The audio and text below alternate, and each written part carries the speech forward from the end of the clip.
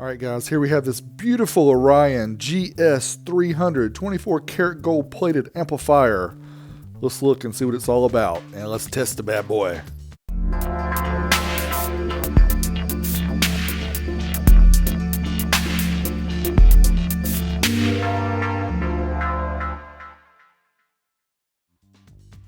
All right, guys, here's the Orion GS-300. Back in the day, this bad boy retailed for $12.99 US dollars. Big money. And here you can see the exterior of the amp. Beautiful, and this 24 karat gold plating just looks awesome. But let's take the bottom off and check out what was done to the interior of this amp.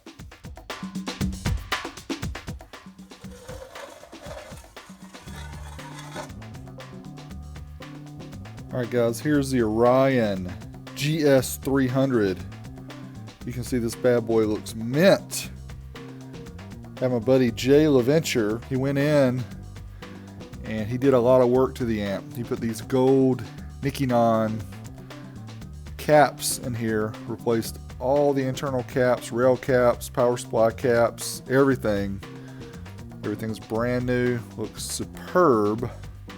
And he did this for Jay Lovelace, and I'll kind of show you what he did here.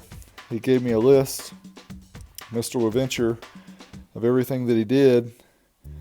It's about $270 worth of work that he did on this amp, and he did this all for the Lovelace Fund, so he didn't charge anything. And again, this amp is not mine. This still belongs to the Lovelace family. As you can see here, beautiful work here on the internals. What we're going to do is we're going to try this bad boy out on the Amp Dyno, see how well it does. Here's a shot of the exterior of the amp. This is the bottom. You can see it's got a little marking there. But to be for 1991, it's in really amazing shape. It does have some pitting here on this side. This is really the worst side of the amp. Overall, it's in really good shape. I'll show you the other imperfections, but for the most part, it's a really good condition amp to be as old as it is, and the rarity that it has, and it's actually been used before. So here's the side, the top. You can see manufactured exclusively for Mike Coates. Most of the GS series back in the day were custom made for people, and they actually had them etched into the heatsink. As you can see, the heatsink on this one's in really good shape. It's got one bent fin right here, and it's got some very light pitting on some of the fins, but overall, I mean, really from like 2 feet away and more, it looks pretty good. Really good, actually, from 1991. Again, LaVenture, Mr. LaVenture is the one who did the repairs on this amp. He did them at no charge for the family. Please check him out. I'll leave his link in the description below. Just remember, good amp techs aren't cheap. Cheap amp techs aren't good. It's a good thing to live by. But let's dive a little bit deeper in this bad boy. We'll check it out and see how it does on the dyno.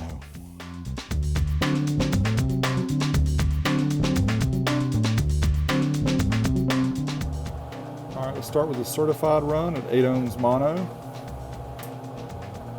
Amp is rated to do 150 watts a channel at 4 ohms, so we're looking at 300 watts here to get to rated.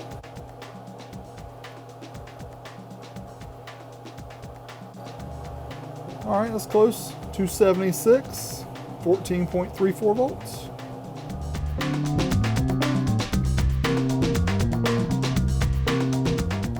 All right, let's go certified mono, 4 ohms. Amp's ready to do 600 watts.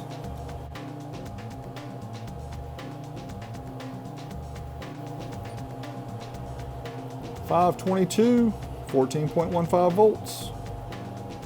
All right, let's try the dynamic power burst at 4 ohms mono. Simulates a kick drum here.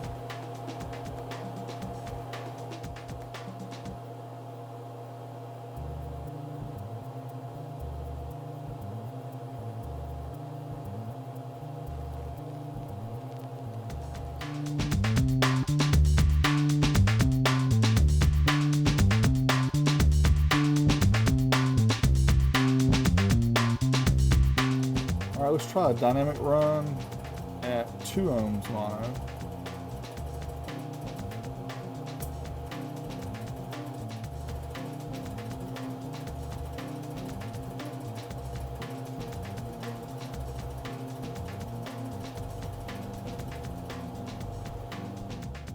Alright, so here you can see the results at 2 ohms mono, 637 watts. Not bad at all. At 8 ohms mono, we got 276. We're expecting 300 watts. And at 4 ohms mono, we got 525. We're expecting 600 watts. So a little bit shy on those ratings, but this Gold Series Orion is so rare, does not deter at all from the value.